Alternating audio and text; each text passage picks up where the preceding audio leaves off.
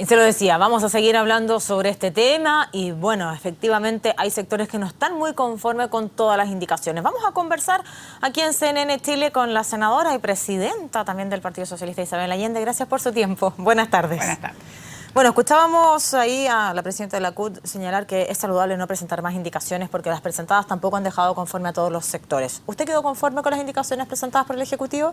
A ver, las indicaciones fueron conversadas con cada una de los comités de las bancadas nuestras, de la nueva mayoría, y la verdad es que se revisaron bastante. Sin embargo, el lunes habrá oportunidad para que los 6 senadores socialistas, y yo creo que también vamos a citar, por supuesto, al subsecretario, y veremos también, por supuesto, la participación del diputado Andrade, o incluso probablemente cite yo este tema dentro de la comisión política que tenemos el lunes, para analizarlo más en profundidad. Pero partamos de dos cosas que es un hecho innegable. O sea, uno nunca va a poder dejar a todo el mundo contento, partamos de eso. En segundo lugar, aquí, ¿por qué la necesidad de una reforma? Porque hemos partido de una situación de absoluta desventaja y de absoluto desnivel entre lo que es el mundo de la empresa y lo que es el mundo del trabajador. Y el sentido, el pilar es fundamental, es fortalecer justamente la mayor capacidad negociadora de los trabajadores. Y para eso se requerían 2 elementos esenciales: que haya huelga efectiva, eso significa sin reemplazo, y que efectivamente se pueda extender los beneficios. ¿Hay huelga efectiva cuando hay adecuaciones necesarias? Cuando uno está diciendo que primero, yo creo que hay huelga efectiva cuando uno dice, mire, ok, los trabajadores en huelga están en huelga, y los trabajadores que no están en huelga, por supuesto que pueden trabajar. Y a esos trabajadores que no están en huelga, lo que puede hacer el empresario es decir, ok, yo no lo voy a trasladar de lugar, porque no puedo, ni tampoco le puedo cambiar de función o exigir una función que no estaba convenida. Por lo tanto, en la medida que no es cambiado ni de lugar y que no puede hacer otra función que la que tenía habitualmente trabajada o la que estaba acordada en su contrato de trabajo, parece bastante discutible que eso pueda ser considerado un reemplazo, porque está amarrado a que solamente puede hacerse en función de turnos y horarios. Entonces, es cierto que efectivamente el empresario, para poder garantizarle o mantener, digamos, el trabajo con aquellos trabajadores que no están en huelga, claro, puede trabajar a través de los turnos y horarios, pero no cambiando la función, ni mucho menos trasladando a un trabajador. En ese sentido, la definición parte diciendo en el artículo, diciendo es sin huelga, es sin reemplazo. La huelga es sin reemplazo. Definición de huelga va sin reemplazo. Pero hay quienes no han entendido eso de esa manera y lo han presentado como finalmente que esto no va a significar una huelga efectiva.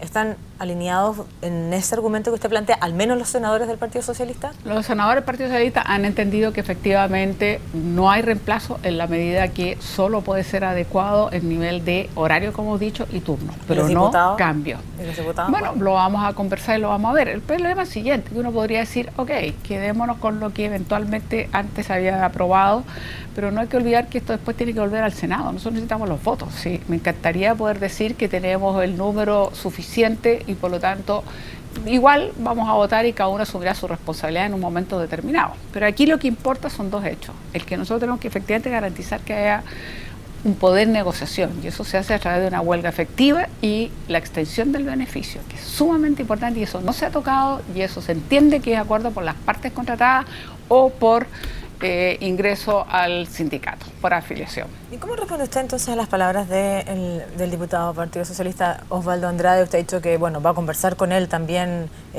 tal vez internamente, ya me decía el día lunes, ¿no? Mire, vamos a conversar con él. A mí me pareció poco prudente que llegara y desechara lo que, sin haber conversado con los senadores, en primer lugar. En segundo lugar, son indicaciones que ha presentado con la firma de la presidenta. Yo creo que francamente cuesta entender entonces que tan fácilmente se descalifique la forma que lo hace. Sabemos que él tiene un conocimiento acabado en materias de trabajo, por la cartera que... Pero, digamos, esto no es una improvisación. Aquí se ha venido trabajando hace mucho tiempo. Después de que salió de la Cámara de Diputados, ingresó al Senado. Nosotros tenemos al senador Juan Pablo Letelier, que ha estado como presidente de la comisión y dentro de nuestra bancada es el responsable. Ha estado trabajando del día 1 y esto lo estamos trabajando con asesorías de abogados laboralistas, y nosotros los socialistas, dicho de otra manera, no nos vamos a prestar si tuviéramos la convicción de que lo que se está haciendo es perforar la huelga. Nosotros entendemos que tiene que haber un equilibrio necesario y hay que darle garantía a los trabajadores que no están en huelga, pero los socialistas no vamos a aceptar, porque para nosotros es fundamental fortalecer el poder de negociación. Acá en este país realmente la desigualdad es gigantesca. Y lo que no ha entendido este país, y que menos nuestros empresarios, es que los países más desarrollados son los países que tienen mejores relaciones con sus sindicatos, se sienten parte del mismo proyecto, se sientan a negociar, conversan, pero se respetan mutuamente. Y yo creo que eso es lo que está haciendo falta en este país, que entendamos que los empresarios, además que están igual que nosotros en el mundo político, porque los empresarios desde el punto de vista han sido tremendamente criticados porque ¿qué no han hecho? Colusiones, de todo tipo de prácticas muy reprobables, que esperamos lo antes posible aprobar la figura penal para el acto de colusión. Tampoco pueden llegar y decir como aquí, no solo nosotros podemos hablar. Aquí tienen que entender que las relaciones en el mundo del trabajo tiene que haber respeto mutuo. Y eso pasa porque nosotros tenemos trabajadores que hay que formarlos y trabajadores que están interesados en que esa empresa salga adelante. Si los trabajadores están lejos de querer que la empresa se destruya, si lo que estamos hablando es mejor poder de negociación, ¿por qué? Porque la escala de suelo en Chile, de sueldos en Chile es bajísima. Porque la gente gana, francamente, cantidades ínfimas. No estamos hablando de la gran minería, estamos hablando de la generalidad de los trabajadores. Es cosa de mirar las cifras. Y entonces por eso que es importante que haya mejor capacidad negociadora, para que haya mejores condiciones, para que haya mejores convenios colectivos, para que haya más capacidad de negociación. Senadora, hablemos de otro de los puntos que de alguna manera se han transformado en una piedra importante que guarda relación con la negociación interempresa. Incluso también por ahí hay gremios que indican que puede golpear al empleo, a las pymes. ¿Cuál es su postura respecto a esta indicación que sin duda va a ser la más compleja, ¿no? En la negociación interempresa, efectivamente, bueno, nuevamente hay una polémica al respecto, vamos a verlo con detalle el lunes. Yo lo que entiendo es que está claro que es obligatoria en todo lo que es grandes, medianas, hasta pequeñas. En las micro, que entiendo que es más bien con los trabajadores que son parte de la propia empresa. Ese es el punto. O sea, si en una negociación interempresa hay empresas pequeñas, grandes, y en conjunto con las pequeñas, la idea entonces es que ese empresario tenga que hacer la negociación, pero con los trabajadores de su empresa, de la empresa que es parte de este sindicato interempresa. Por lo tanto, es importante que aquí haya obligatoriedad de negociar, que es lo que es muy importante, pero se entiende que en el caso de que se junte un sindicato de empresa pequeña y grande, entonces efectivamente el empresario tiene que poder decir, ¿sabe qué? Yo voy a negociar, pero voy a negociar con los trabajadores de mi empresa. Y esa es una garantía, digamos, para que no se sienta ese empresario MIPE, por decirlo así, pasado a llevar, pero al mismo tiempo hay que dar la posibilidad de negociación interempresa. Para nosotros esto es un tema muy importante. ¿Por qué? Porque creemos que es parte de los derechos de los trabajadores de organizarse como trabajadores interempresa, porque eso significa que ellos pueden tener mejor asesoría, ahorros por un lado, en fin, una serie de temas que les ayuda nuevamente a volver a lo mismo, a mejor capacidad de negociación. Se lo pregunto porque es uno de los temas que tampoco ha reunido consenso al interior de la nueva mayoría y en específico por algunos senadores de la democracia cristiana. Sí, nosotros sabemos que hay senadores de la democracia cristiana que están muy reticentes, ha costado mucho, por eso digo, avanzar hasta este punto ha sido tremendamente complejo y difícil porque nosotros efectivamente tenemos estas diferencias y en fin, hemos logrado llegar hasta donde en este momento estamos, pero ha sido complejo, ha sido una larga tarea de conversación y de reuniones y la Comisión de Trabajo y en fin con el equipo político del gobierno y yo espero que el lunes en definitiva encontremos los acuerdos necesarios porque la idea es votarlos martes y miércoles y si no, bueno, asumamos las responsabilidades, cada bancada votará de acuerdo a su convicción y esto va a llegar igual a la comisión mixta probablemente y ahí también veremos lo que ocurra una vez que tiene que ser nuevamente ratificado por el Senado. Lo más probable es que negociación interempresa sea el punto que se va a Sí, yo creo que hoy día aparentemente se ha concentrado la mayor discusión más bien en la negociación interempresa. La titularidad no se ha tocado y ya creo que la gente está entendiendo que el tema de la huelga, por lo menos en una medida muy importante, se garantiza. En la medida que no le cambio la función a ese trabajador. Senadora, bueno, hemos hablado en profundidad de la reforma laboral y estas indicaciones que ha presentado el Ejecutivo y con la explicación relacionada con ese tema, pero más allá de eso, le quiero preguntar por lo político y desde el punto de vista político, cómo se va a lograr alinear a los parlamentarios de la nueva mayoría para poder sacar adelante este proyecto, porque además se necesitan todos los votos, si es que la presidenta quiere sacar adelante la reforma laboral. Bueno, yo estoy confiada que al final lo vamos a lograr. como hemos ido lográndolo en todo y cada uno de los temas. Hemos tenido a veces diferencias importantes y al final del día, si usted ve las votaciones, hemos ido sacando todos los proyectos. Y esto es válido cuando uno dice carrera docente, esto es válido para el fin del copago y la exclusión, esto es válido, digamos, para la gratuidad, y yo creo que también lo será para la reforma laboral o para los votos necesarios. ¿Por qué?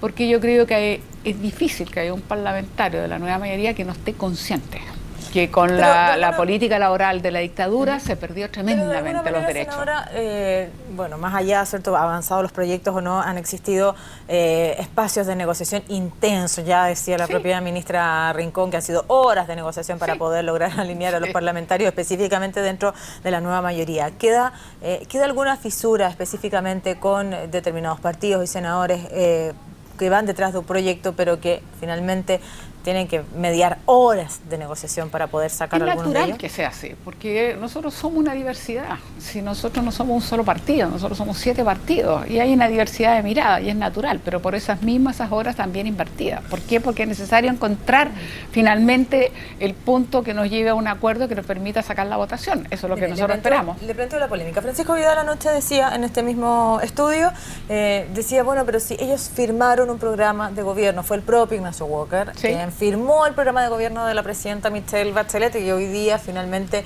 es el que de alguna manera impide que avance el proyecto. La misma pregunta le hacíamos a Ignacio Walker y él indica que si bien se ha firmado un programa de gobierno, estos puntos en específicos no se habían firmado en el programa de gobierno. O sea, es que es imposible que en un programa del detalle. Sin embargo, en el programa de gobierno se hablaba de que era sin reemplazo, se hablaba de que teníamos que tener una huelga efectiva, y se hablaba de la titularidad sindical y la extensión de los beneficios. Ahora nunca va a poder contener, un programa no puede contener el detalle propiamente de las leyes. Para eso el rol del Parlamento, y el Parlamento se caracteriza, entre otras cosas, por su diversidad. ¿Y cómo lo ve desde otro punto de vista, por ejemplo, desde el proyecto que busca despenalizar el aborto en 3 causales, que sí estaban manifiestamente escritos en el programa de gobierno? Bueno, ¿qué quiere que le diga? Nosotros ya lo hemos dicho en todos los tonos, creemos que llegó la hora de votar, cada uno asumirá, digamos, su responsabilidad. Pero hay aquellos que apoyaron un proyecto, un programa de gobierno y que hoy van a votar en contra de ese...